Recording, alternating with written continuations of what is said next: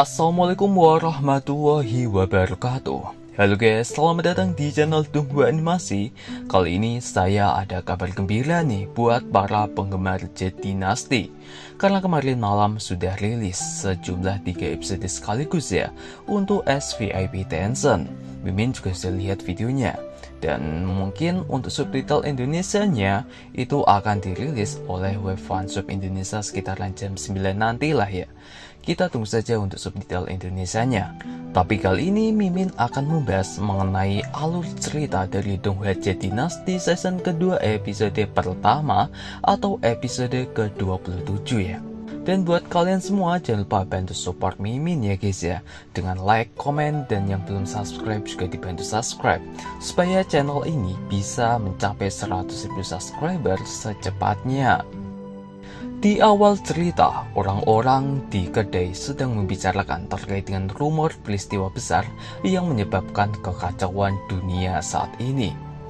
Pak Tua Zhou berniat untuk menceritakan tentang 3 master kultus muda iblis. Namun Xiao Huan menakut-nakuti kakek Tua Zhou agar jangan asal berbicara. Takutnya itu akan mendekatkan dia pada kematiannya. Kakek Zhou yang takut pun menurutinya. Namun kakeknya, Lao Zhang lah yang malah akan menceritakannya. Perlu diketahui bahwa mereka berdua dikenal sebagai peramal yang bisa membaca takdir seseorang. Jadi terkadang perkataannya bisa saja benar ya. Tapi desas-desus bahwa orang yang asal bicara tentang Master Iblis itu mati duluan juga ternyata adalah fakta yang sering terjadi. Kakek Zhang menceritakannya. Semua ini terjadi 10 tahun yang lalu. Semuanya berawal dari Zhang Xiaofan, murid dari sekte Jingyun.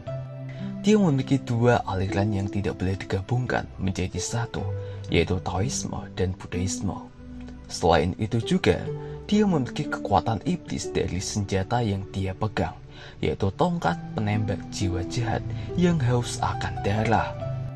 Takdir mempertemukannya dengan Biao, putri rajamu dari sekte iblis. Namun rahasianya terungkap. Dia diadili di depan 3 faksi besar. Zhang Xiaofan sebagai murid jenius dari sekte Jingyun dipermalukan dan difitnah karena dianggap pengkhianat. Dia juga telah mencampur adukkan kekuatan yang tidak boleh digabungkan menjadi satu, yaitu Taoisme, Buddhisme, dan kekuatan iblis.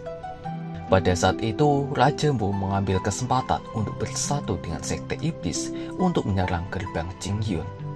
Melihat bencana yang terjadi, Dou Xuan sebagai pemimpin sekte Jingyun mengambil tindakan mengorbankan pedang kuno untuk membunuh para iblis.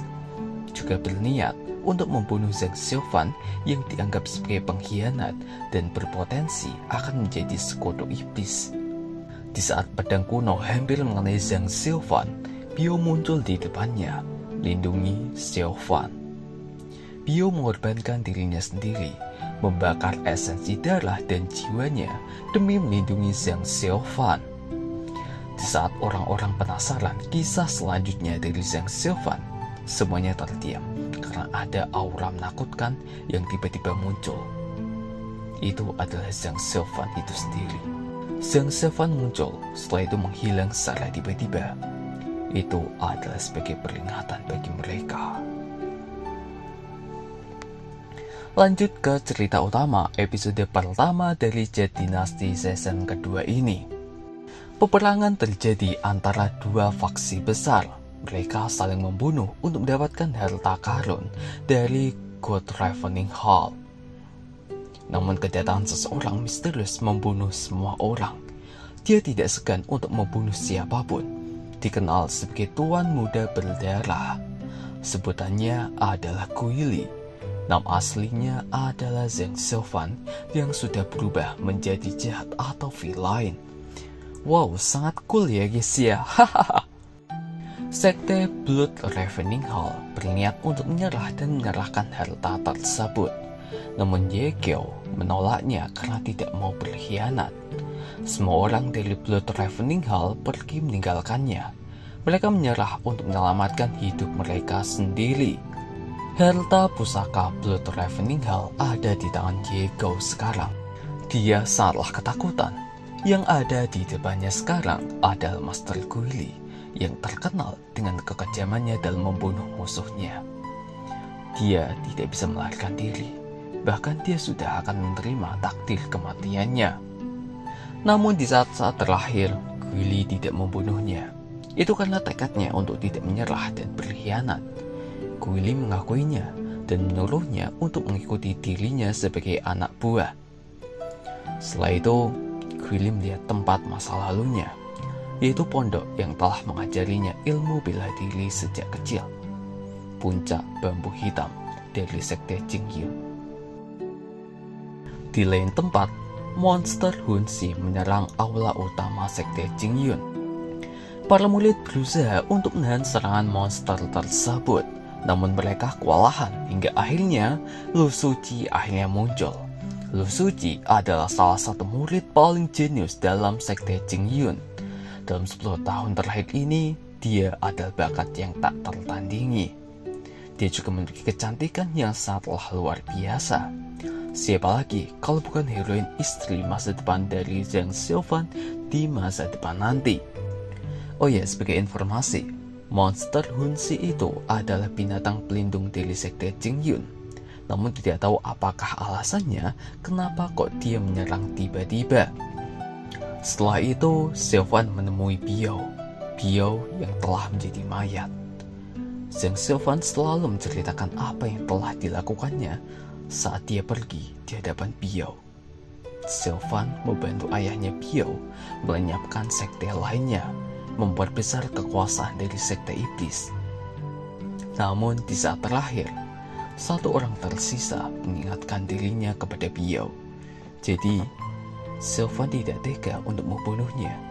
Dia selalu menceritakan kejadian yang dia alaminya kepada Biao. Selama 10 tahun terakhir ini, jika dia kembali, maka dia harus bertemu dengan Biao. Penyesalan terbesar Zhang Xiaofan karena membiarkan Biao, wanita yang dicintainya, meninggal karena mengorbankan dirinya untuk menyelamatkan dirinya sendiri. Setelah itu, kita diperlihatkan Lin Jingyu yang selama 10 tahun terakhir ini dia berlatih pedang secara pribadi.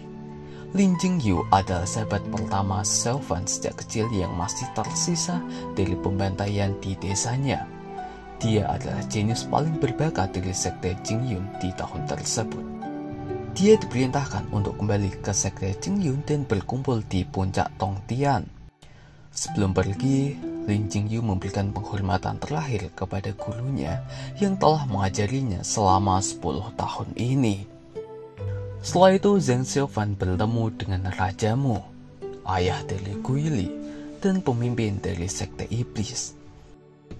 Dulunya, Guile sangatlah kejam membunuh dan tidak akan biarkan satu musuhnya tersisa untuk hidup. Namun kali ini, dia menyelamatkan Ye Gou itu. Selain itu juga, senjatanya itu berkaitan dengan Blood Ravening Hall. Baru-baru ini juga ada rumor kemunculan harta karun aneh di rawa bagian barat. Semua faksi besar telah berkumpul, termasuk sekte Jingyun, sekte Raja Hantu, sekte Hehuan, dan yang lainnya. Guile memutuskan untuk menyerang sekte Changsheng terlebih dahulu. Sekte itu terkenal dengan sombong dan arogannya. Guile akan melakukannya bekerja sama dengan sekte Hehuan dan sekte Racun Iblis. Zhang Xiaofan atau Guile telah diberikan 2 jilid surgawi kitab iblis. Namun sekarang dia telah menjadi master yang sangatlah kuat, dapat dianggap sebagai jenius yang sangatlah langka. Identitasnya sebagai Guile juga sebagai wakil dari sekte iblis. Selanjutnya, semua murid dari sekte Jingyun dikumpulkan. Kabar mengenai harta karun aneh yang muncul di rawa bagian barat telah tersebar. Sekte iblis pun telah berkumpul. Jadi sekte Jingyun tidak akan biarkan sekte iblis untuk mendapatkan harta karun tersebut. Mereka akan memilih beberapa murid jenius dari sekte Jingyun sebagai perwakilan untuk pergi ke rawa. Selain itu juga faksi lain seperti Taoisme, Buddhisme, dan juga yang lainnya akan mengirimkan perwakilan mereka juga. Ya, ini adalah alur cerita Donghua dari Jet Dynasty season kedua episode pertama ya, atau episode ke-27 dari Jet Dynasty jika digabungkan dengan season pertamanya dulu. Jujur ini pertama kalinya saya membahas video seperti ini. Jadi ya mungkin banyak sekali lah ya kekurangan dari konten kreator lainnya. Dan mohon diberikan masukan gitulah ya untuk saya sebagai bahan pembelajaran. Karena ini juga mungkin pertama kalinya saya membahas video seperti ini. Jika ramai mungkin akan saya lanjutkan. Dan buat kalian para viewers jangan lupa bantu subscribe ya guys ya. Saya akhiri sampai sekian saja ya dengan video dari saya kali ini. Sampai jumpa di video selanjutnya dan saya juga minta maaf apabila dalam penjelasan saya terjadi kesalahan kata baik disengaja maupun tidak. Terima kasih yang sudah menyaksikan video ini dan sampai jumpa di video selanjutnya. Wassalamualaikum warahmatullahi wabarakatuh.